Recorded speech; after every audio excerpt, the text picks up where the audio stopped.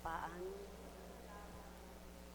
sadyang kaibuti ng Ama, lahat ng pangunaway mula sa Kanya, at tunay na walang kapantay kung paano umunawa siya.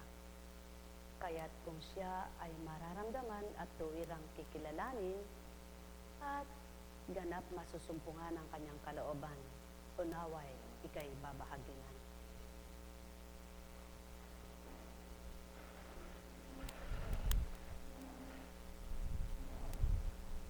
Kay ganda ng mensahe. Kung lahat lamang ay may pangunawa, walang hidwaan dito sa lupa. Kung lahat lamang ay may pagpapakumbaba, walang magpapataasang nilikha. Buhay ba ang Diyos? Katulad ng pag-awit ni kapatid na Open. Habang maawit po siya, ako yung nagagalak. Yun po ang magandang pakinabang niya kay kapatid na Gloria.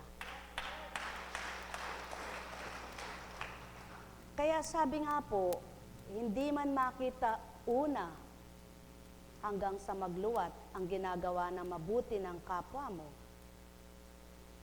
ngunit ang Diyos nakikita po niya yaon. At kapag binigay niya yung pamamaraan na ipakita niya sa kapwa mo kung ano yung ginawa mong mabuti, siya po ang may paraan at kaparaanan diyan.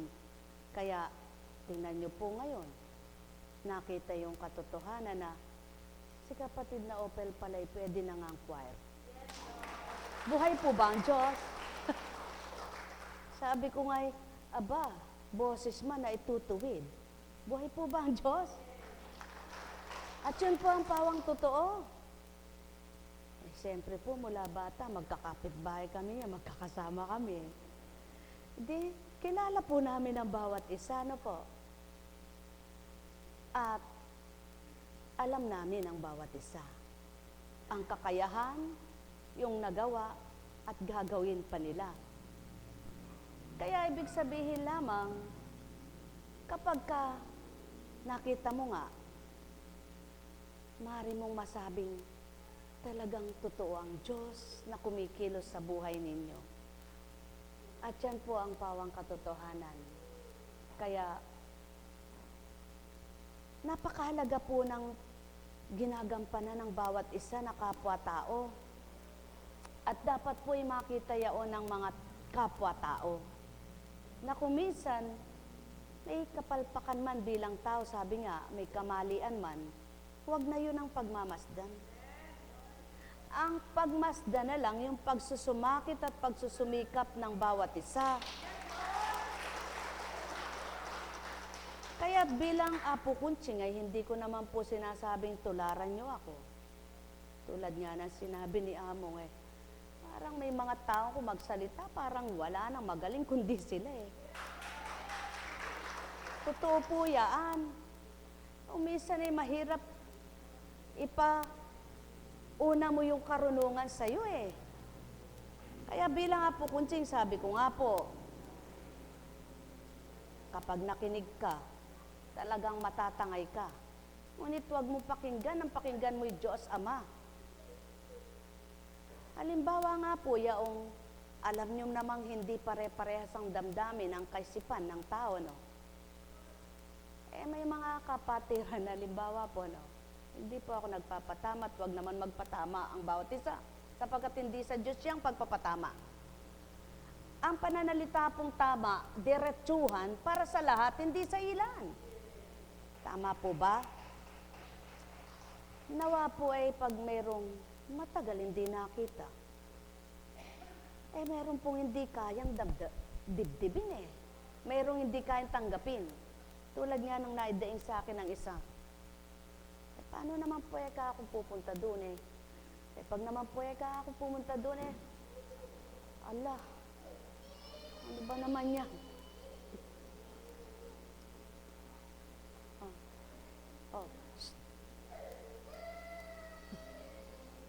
Yun. Ala yan.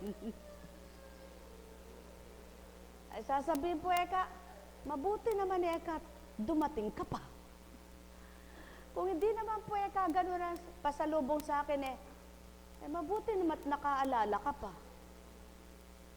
Sabi ko, pagpasensya mo na ka ako yung mga gano'n. Sadya po, kung hindi maunawaan, mahirap nga unawain, ano po?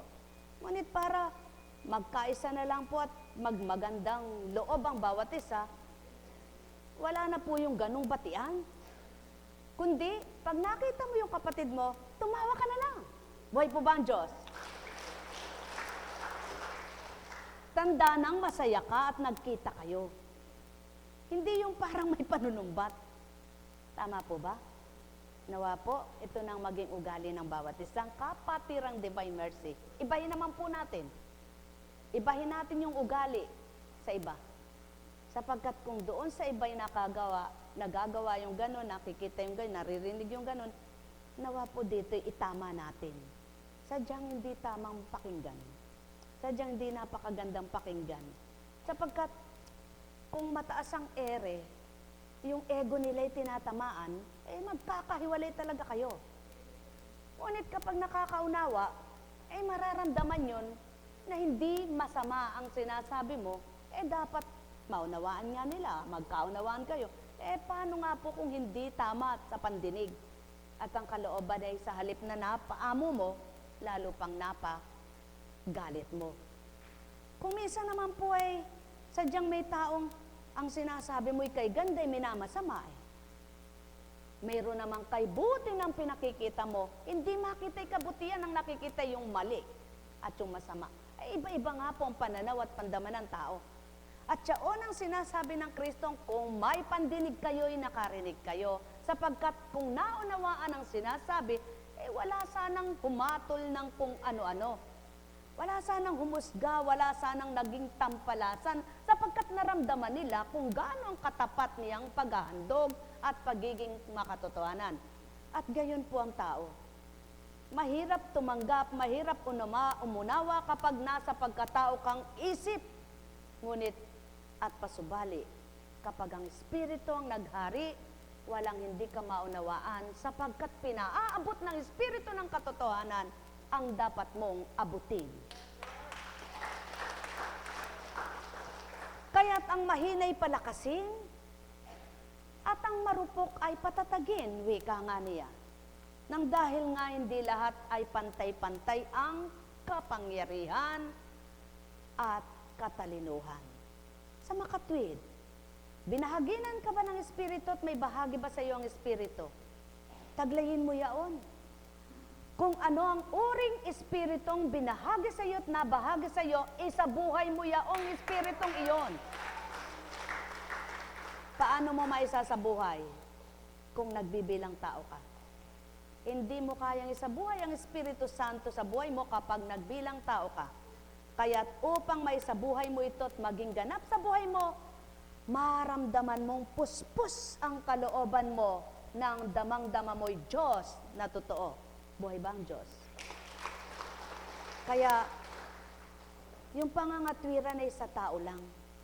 Ang pagpapaliwanag ay sa tao lang. Ngunit ang Amay hindi mo na maaring paliwanagan at hindi ka maaring magpahayag sa Kanya sapagkat siya na ang puno ng karunungan. Siya na ang ugat ng katalinuhan. Kaya't ikaw, anak niya, dahil wala pa, pinasisibol niya, pinatutubo niya yung dunong na mula sa Kanya at pinadadama naman niya sa puso mo ang pagmamahal na siya lamang ang tapat at upang maging ikaw din ay maging anak niyang tapat.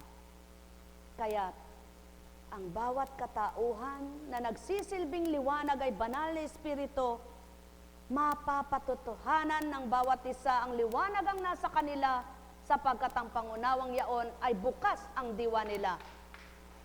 Kaya upang mapakita sa bawat isang anak ng Ama, nasa sa iyo Espiritu, sumasa inyo Espiritu, ipakita at ipatotoo yaong taglay na katotohanan sa buhay ng bawat isa. Kaya mga mahal, wala namang magiging tatak na masama sa tao kung walang masamang ginagawa. Ngunit anumang tinatak na masama sa iyo ng kapwa mo, kung mabuti ang ginagawa mo, ang Diyos amang dakila pa rin ang nakasasaksi ng lahat ng gawa mo. Kaya ikaw naman na nagpapakatotoo at nagiging marapat sa pananaw niya, wala kang anumang alingas-ngas sa isip mo. Wala kang duming isip na pumapasok sapagkat napakabuti ng mga iniisip mo. At yaon ang taglay ng Espiritong sumasayo dahil ang isip mo'y kinuha niya na, binuksan niya na, kaya't naisilid sa iyo ang ganang pangunawang mula sa Ama at di ganang pangunawang bilang tao. Kaya't kapag naunawaan mo na ang mga aral niya, ninanamnam mo, mataman mong ninanamnam, pinakikinggan mong mainam at doon sa puso mo'y nananagos hanggang kalamnan. Kaya naman, habang ninanamnam mo ang totoong aral niya, lalo kanyang pinagtitibay sa karunungan niya at lalo mong natututunan ang marapat mo pang gawin at tupdin sa buhay. Sa gayon, ikaw na si dating bungangera, masakit manalita, masama ang bunganga, na iba ka dahil sa pinagkaloob ng Espiritu Santo, dahil sa tinanggap mong banal na Espiritu, at yaon ang pawang katotohanan.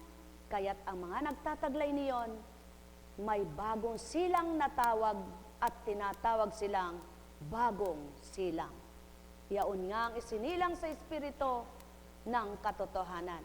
Kaya't nakalalaya sa maling pasimula ng pananaw sa buhay, ng kaloobang di maganda, at ng pag-iisip na masama. Kaya't iniba ng Ama, dahil iniba ka at naiba ka sa Kanyang Espiritu. Sumayinyong kapayapaan, pagharian kayo. Nekkarameneyahanam, nekkarameneyahanam, nekkarameneyahanam. Buhay po ba ang Diyos? Buhay po ba ang Diyos? Ang magkakapatid sa Espiritu, magturuan man o magbahaginan man para mga tuto sila kapwa, walang sakit ng kalooban na mararamdaman. Sapagkat marapat na tinatanggap ng bawat isa kung ano yung kanilang maipapalago pa sa kaalaman nilang natutunan. Upang sa bawat araw na natututong sino man, nakakapamahagi, kaya nakakatuwa kapag nakakabasa ka ng mga mensahe mula sa banal na Espiritu sa mga alagad. Yan ang pawang katotohanan. Kung may tinanim, may aanihin. Kung may natutunan, may babahaging tuwiran. At kung may sinabuhay, may pakinabang. Buhay ba ang Ama? Kaya't ang gusto ng Ama kapag ikaw ay nagkaroon na ng liwanag, yung ilawan mo na yan ay huwag mo itago. Huwag mo ipailalim sa mesa, nga niya, sapagkat hindi mababanag ng kapwa mo. Walang makakakita. Ibig sabihin, huwag mong ipailalim sa buong mong pagkata, kundi ilantad mo. Ipakita mo. Sumasayo ang banal na Espiritu, ang liwanag ng Espiritu Santo, kaya't ang pangunawa sa isip mo ay malawak. Hindi makitid, hindi marupo, hindi kakarampot, kundi malawak. Kaya, kapag may nakaharap kang makitid ang isip, ikaw na nasa kalawakan ng pangunawa, ikaw ang nagbabata. At habang mababata mo'y batahin mo. Kung hindi mo na kaya, ibigay mo siya sa Ama. Iyaon ang nais ng Ama. Ang di mo kaya, anak, ibigay mo sa akin. At ako'y kayang-kaya ko lahat ng ibibigay mo. Ngunit huwag mong kakayanin ang di mo kaya, sapagkat mahihirapan ka. Kaya naman, kung ang banal na Espiritu ang sumasakatauan ng bawat isa, walang hirap sa pagtupad, walang hirap sa pagganap, walang hirap na nararamdaman, kundi ang hirap ay pinagagaan ng Espiritong tinataglay ng sinuman. Kaya't ang bawat araw, hindi ka magsasalitang pagod na pagod ako sa paglilingkod. Hirap na hirap ang isip ko sa pag-iisip. Hirap na hirap ang kalooban ko sa mga pasanin ko sa buhay. Nag-isa ka, kaya nahirapan ka. Subalit kung may kasama ka at nasa katauhan mo, buong pagkatao mo ay kapiling ang Espiritong Banal, hindi mo mararamdaman ang hirap, ang kaloobang masakit, ang isip na maghihirap, at buong katawang lupaypay sa hirap. Kundi, nasa iyo ang lakas, nasa iyo ang galak, nasa iyo ang kapayapaan, at nasa iyo ang pagtitibay sapagkat patotoong Diyos, Espirito'y nasa iyong katauhan. At yaon ang nais ng Ama, makilalang lubos ang pagkilos niya, madamang lahat ng mga anak niya kung sino siya at ano siya, upang hindi sa tuwinay nagmamarali, nanunumbat, nagbibilang, nangungwenta ng gawa sa lupa, kundi nang ginawa'y baliwala na lahat, sapagkat ibinahagi mo ito't ginawa mo, hindi dahil sa sarili mo, kundi dahil sa Ama, hindi dahil sa kapwa mo, kundi dahil sa Kanya, at nagawa mo lahat ng iyon dahil kasama mong Espiritu niya. At yaon ang malawak at natanggap mong ganap. Yaong kalawakan niya, yaong katatagan niya, yaong pagtitibay niya, yaong malawak niyang kaloob. Yaon nga ang liwanag na naghahari at nanunuot sa buong bahagi ng katawan mo, kaya't hindi mo makita ang dilim, kundi ang liwanag. Kaya't sa bawat araw na tumatahak ka, naroroon sa puso mong taglay ang bahagi ng Ama kung paano Kanya binago, ang isip mong taglay kung paano ka pababaguhin at kung paano ka mamumuhay ayon sa Kanyang Espiritu. Ang may pandinig ay nakarinig. Sumayinyong kapayapaan, pagharian kayo. Kaya't walang damdamin na marapat sa bawat kaisa sa Espiritu na hindi maganda at hindi mabuti, kundi lahat ng damdamin ng bawat isa ay nagkakaisa nga sa pagmamahalan at pagmamahalan hanggang wakas ng buhay.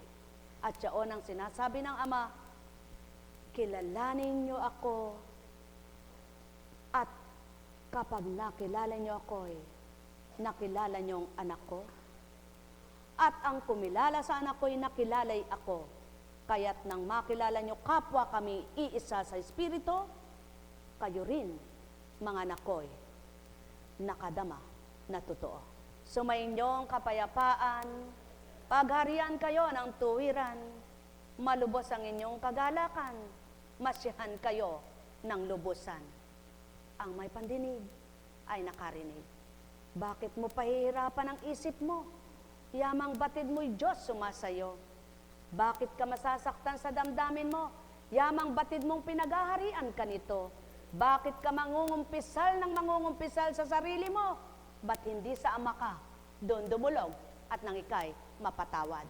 At yaon ang nais ng Ama, sa tuwinay akong hanapin mo't apuhapin anak, at ang bawat salita mo'y dinig na dinig ko, kaya't kung ang katapatan na yung taglay ng puso mo, magkaisa tayo at magkaniig sa bawat segundong nilalapitan mo'y ako.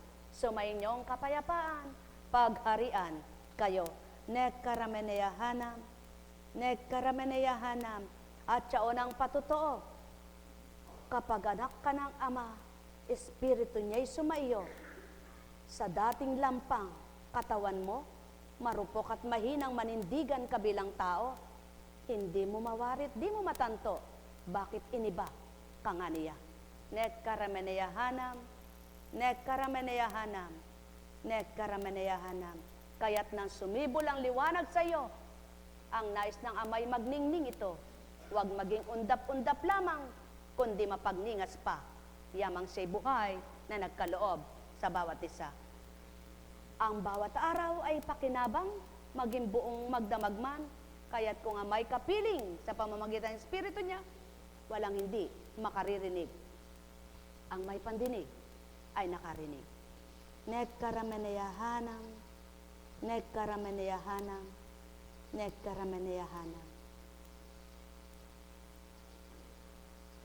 Ang marapat lang namang maganap sa bawat isa, ang panukala ng isa'y pakinggan ng isa. Ang pagnanasa ng isa'y pagnanasa ng isa. sapagkat pinag-isa ang bawat kapwa nila. Kaya't kapag ang pagnanasa ng isa ay pagnanasa ng lahat, ang pandaman ng isa ay pagdamdam ng lahat, pandamang nakaloob ay ang Ama. Walang hindi maaabot. Sumayin niyo ang kapayapaan, pagharian kayo. Buhay ba ang Ama? Buhay ba ang Ama? Tapat po ba ang Diyos? Totoo po ba ang Diyos? Dahil tapat at totoo siya, tulad sa mag-asawa, kapag magkaiba sila ng gusto, hindi sila magkakatono. Ngunit kapag magkaisa sila ng mga pandama at nagkaisa sila ng kagustuhan, sigurado, nagtampuhan man mamaya, nagtatawanan. Buhay ba ang Diyos? Patotoo naman ang Ama na walang perpektong buhay. Walang perpektong pagsasama. Kaya't mapakahigpit man ang pagmamahalan, dumaratal kung minsan ay nagtatampuhan. Ngunit kung totoong nagmamahalan, tampong pururot ang tawag diyan. Kaya miya at miya, natampuhan ka man, tatawanan ka pa rin naman. Alam kong may magagawa ang Ama. Alam kong may magagawa ang Ama. Pagkat winika niya, manahik ka na. Bawat araw ako sa inyo naghihintay. Alam kong dinggin kayo ng Ama.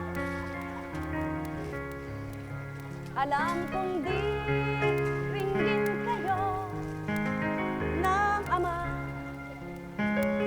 Pagkat winika niya, manahik ka na. Bawat araw ako sa inyo'y may nakalaan.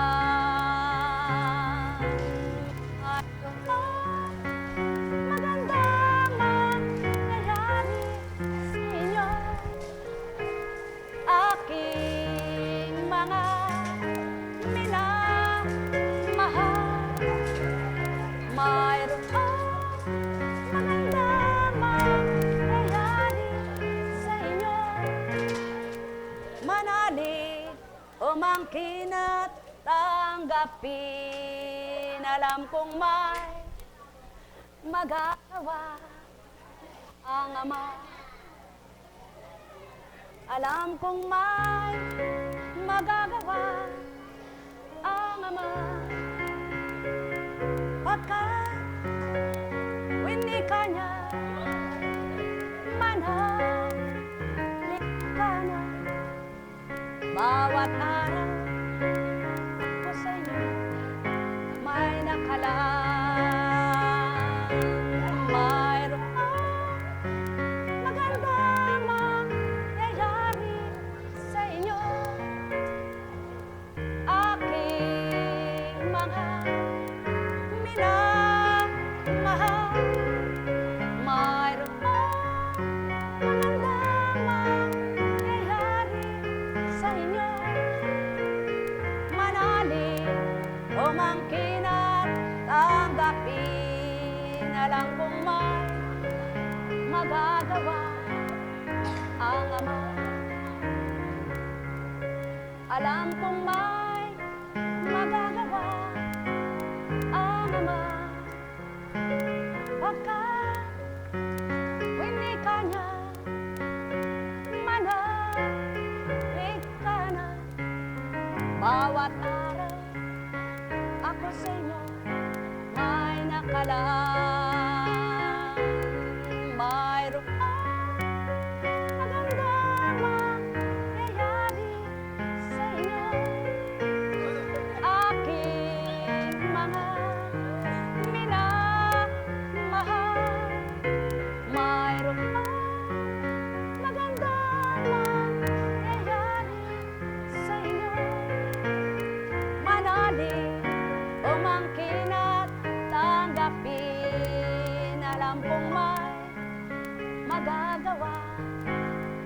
Ama.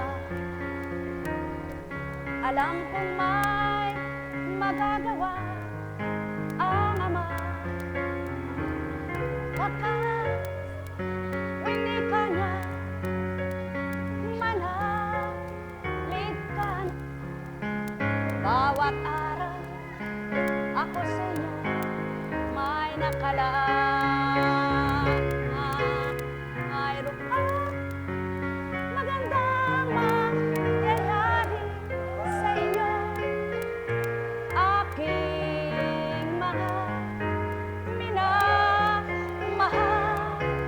Mayroon ka magandang mangyayari sa inyo, manalig o mangkinat tanggapin. Buhay po ba ang Diyos? Buhay po ba ang Diyos? Kanya-kanyang langoy yan kapag nasa karagatan kayo. Yung hindi marunong lumangoy, nakapirmis lang siya. Ang sabi niya, paano siyang makakakita ng magaganda sa loob ng dagat kung doon na lang siya at hindi siya uusad? Kaya naman pag hindi ka marunong lumangoy, doon ka lang sa mababaw. Ganun din sa pananampalataya. Kapag mababaw ang pananampalataya mo, hindi mo makikita ang kalaliman ng Ama. Hindi mo makikita ang kahiwagaan niya. Hindi mo makikita kagandahan loob niya. At di mo makikita lahat ng mga dulot niya sa iyo. Sapagkat nakapirmis ka lang doon. Ang isip mo'y ayaw umunawa sa mabubuti niyang magagawa. Ayaw mong tumanggap sa mga banal niyang salita. Kaya't nakapirmis ang isip mo. Kung laging galit ka na lang. Kung laging magulo ang isip mo'y magulo na lamang. Kung laging may iniisip kang kung ano-ano'y gayon na lamang. Hindi na nabago. Kumbaga sa tibing sira. Wala nang paggalaw ang mga retrato. Natawag ng tao. Ang nais ng Ama, paandarin mo'y sentido. Yamang naririto siya. Sa buhay mo'y tinanggap na. Ikilos mo ang buhay na pahiram niya sa'yo.